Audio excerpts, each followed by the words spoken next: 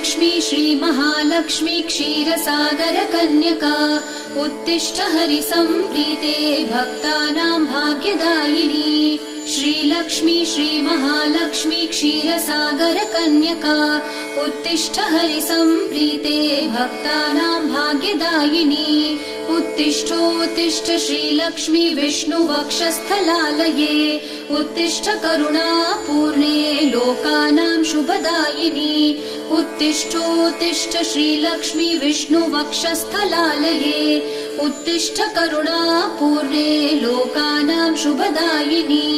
श्रीपद्ममध्यवसिते वरपद्मनेत्रे श्रीपद्महस्तचिरपूजित पद्मपादे श्रीपद्मजातजननी शुभपद्मवक्त्रे श्रीलक्ष्मी भक्तवरदे तव सुप्रभातम्।